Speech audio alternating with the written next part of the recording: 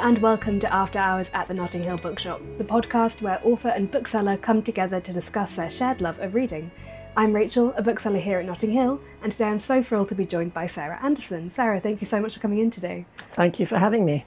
To start with, we always ask the question of, if you were to set me up on a blind date with a book, which would you choose? I think I'd probably recommend Lily King's latest book, Heart the Lover. Mm-hmm. I found it completely compulsive. I'd never read Lily King before, Right. but nevertheless, I would recommend that. Brilliant, brilliant. It's definitely one that we've seen kind of moving a lot at the shop at the moment. So before we start talking about your book, The Lost Art of Silence, please could you tell our listeners your very special connection to this bookshop?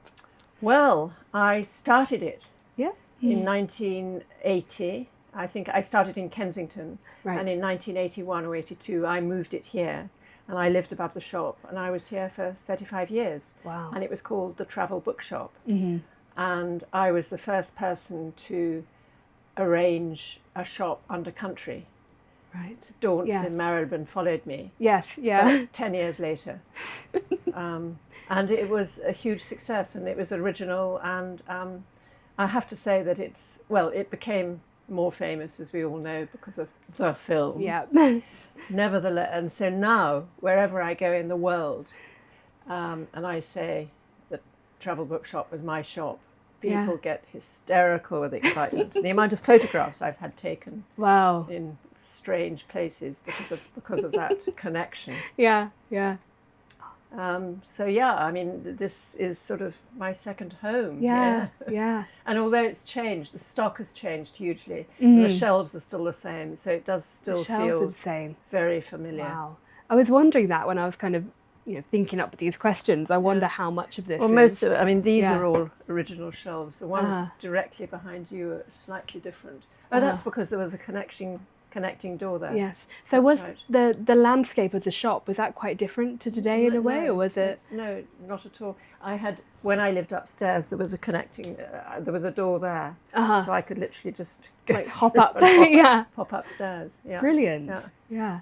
So what made you want to start the Travel Bookshop? I'd travelled a lot, and It's a good I start. reckoned that I remember going to Hatchard's in Piccadilly Yeah. and asking them to recommend a novel set in India, and they hadn't a clue. They said, well, that fiction's over there.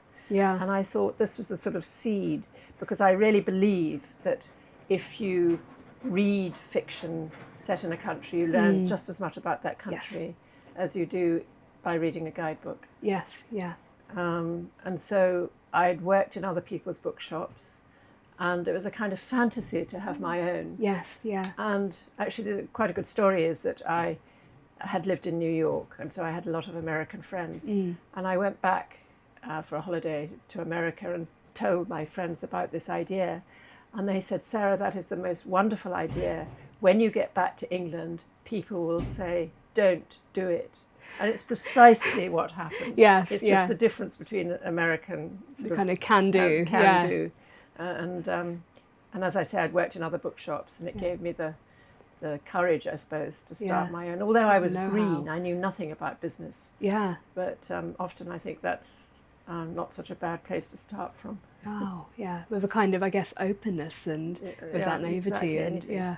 But I mean, the other thing that I was lucky was that in the 1980s, it really was the golden age of travel writing. Right, I mean, yeah. there was Jonathan Raban, Colin Thubrun, Bruce Chatwin, Norman Lewis. They were all publishing books then. Brilliant. Yeah. And they all came in here. Wow.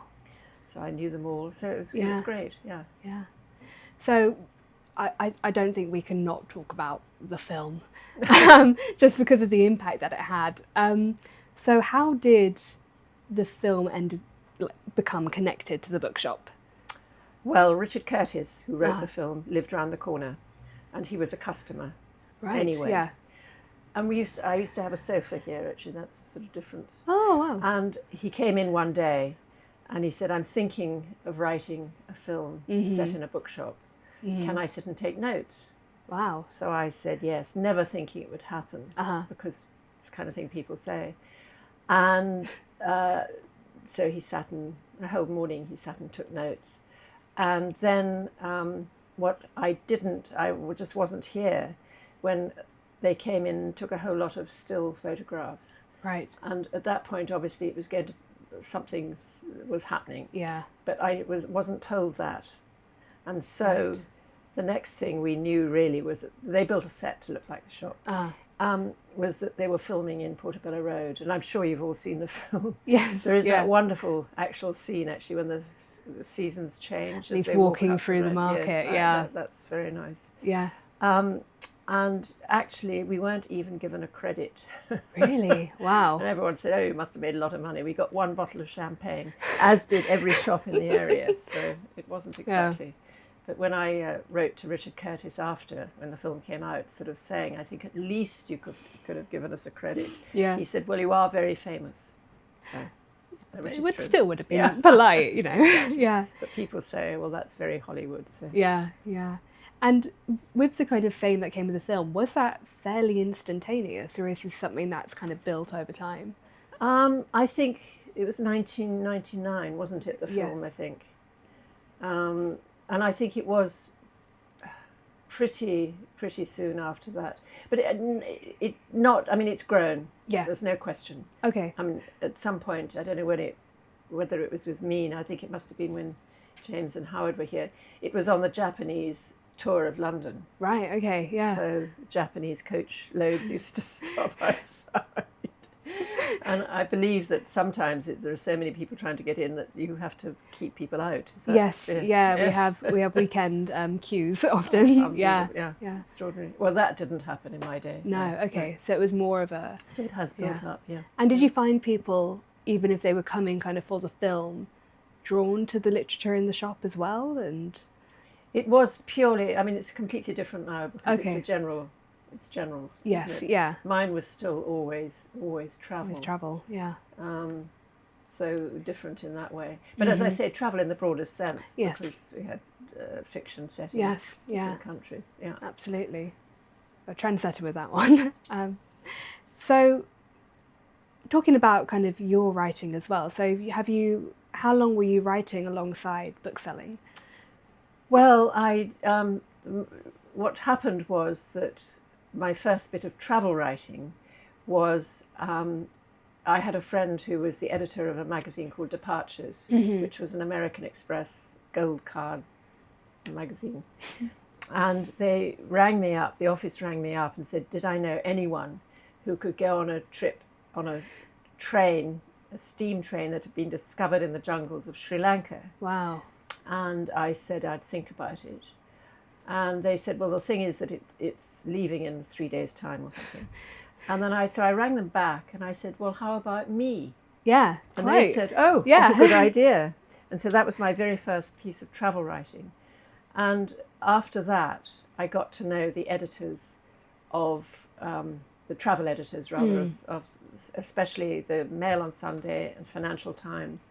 And so it meant that whenever I went away on any kind of trip, I could just ring them up and say, would you like an article? I mean, things are so different now. And they were well paid. Yeah. I mean, I would get £800 for a 1,000-word article, which, I mean, you know, and £800 in those days was a lot of compared money. To Now, probably 50 if you're lucky. Yeah. So it's... how the times change. It has really changed. And then my first book, Scholar Press approached me and said, would I do a book of the shop? So it's a reference book really called Anderson's Travel Companion. Yes, yeah. And it's arranged. Yes, we have one here. Yes, but that's only African and Middle East. This one. Yes, yeah. Whereas the first edition, if you like, was all in one volume. Wow. Okay. Fascinating. And I was thinking about it earlier today. I did it without a computer. Can you imagine?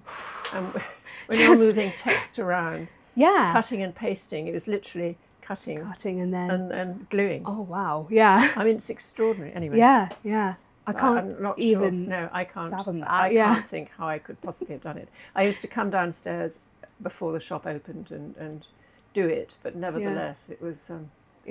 Quite something. Quite something, exactly. So we also have your book here, The Lost Art of Silence. That's my latest your book, latest one, yeah. And this one is more, I would say, like, I was going to say self-help, but that's almost not. It's more kind of a sort of essay exploration of silence and different forms. And different ways of finding silence in this noisy world we live in. Yeah. As you know, there are chapters on, looking at paintings, for example. But of course, paintings are silent. Yes, yeah. But a Bruegel painting is not a silent painting. It's a very noisy painting. Yeah. So, and then there's a chapter on music. Yeah. And I talk to a lot of musicians who, because I don't know that much about music, but they all said it's the pauses that are so important in music. Yeah. And then obviously there's quite a lot about meditation and finding silence in nature. Yes. So yeah, it's kind of a broad sweep. And you first came up with this idea, I believe, kind of during lockdown, was it, in COVID? No. Okay. I did a lot of it. Oh, okay, you did during that. Got it. Yeah. But I think the trigger for this particular book was one of my top of my list of places to go had always been Antarctica, and I was lucky enough to go to Antarctica. I think in 2005. And there was one particular time when we were on this Russian icebreaker. You get off into zodiacs, and we were zooming in and out of the icebergs, and the guy turned the engine off, and so it was completely quiet, and then it began to snow. Wow. And it was completely silent, and I thought that would be something to try and write about, I suppose. Yes, yeah. So, yeah. Wow, it's beautiful. Yeah.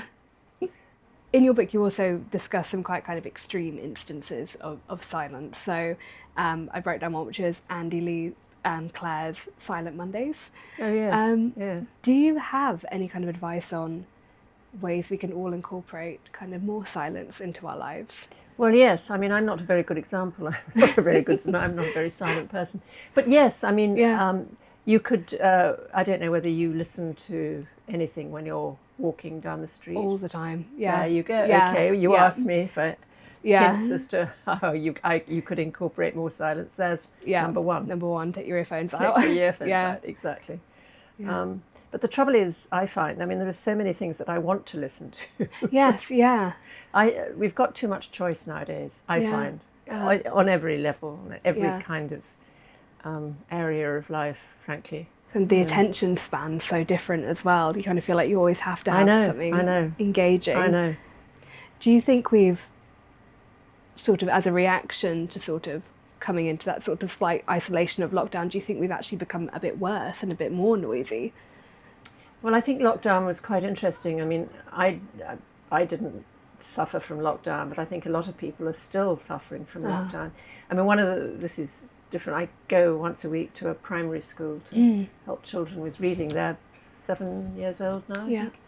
And the teacher says that they are suffering from the effects of lockdown because they were 2 at the time. Yeah. And they had absolutely no social life at all. Okay. Which is frightening. Yeah. Very frightening. Yeah. I think, some of the advantages of lockdown, as we know, that there were no aeroplanes and it was London, all that kind of side of it was okay. And I don't know whether you remember, the first lockdown, I remember the weather was absolutely wonderful. It was a really it lovely wasn't spring. Hot like this, but it was just beautiful. It was just, I do remember going for those kind of strange isolation walks, and it was still just gorgeous for all of it. Yeah.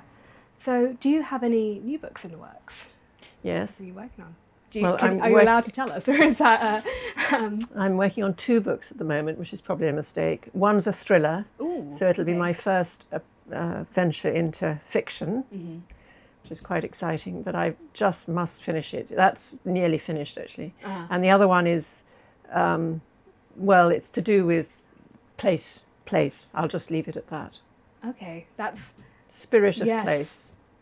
That's very exciting. That's like the perfect little teaser, just putting it out there. When you're writing too, do you ever feel they're going to overlap at all, like thought process wise, or? No, I'm very distractible, and no. Yeah, no. You can flick between them, put one to one side. Yeah. Brilliant. Well, without further ado, I would love to invite you to have, it sounds really strange, a browse of your own shelves and to pick out a couple of titles to share with us today. Okay, I'm actually very intrigued by this publisher. Fitzcarraldo. Yes. And Tyler I like very much. Yes, okay, type in Long Island. Yes. Anyway, so that I enjoyed very much. And when I've just been in Australia, and C.J. Stedman was recommended to me, Steadman. And although she is Australian, writes about Western Australia, she actually lives in London. Right, okay. And I thought, again, compulsive for travelling, absolutely brilliant books, because when you're sitting in an airport, you want something. You need something kind of gripping. Yes. Yeah. So I'd recommend that you get them, actually. Yes, put that on the list. Yeah. Thank you so much for coming in today and for sharing just the history of this shop. It's such a privilege to be able to talk about that with you and to kind of, I guess, share in that history. Well, thank you. I mean, I always like talking about the shop. I mean, it was so much part of my life, obviously. In fact, you know, when people introduce me, still, they go, "This is Sarah, the Travel Bookshop." You know, that's my middle name. My name. Yes. So, Perfect. Well, thank you so much, and please. Well, thank you. Come back. No, thank you.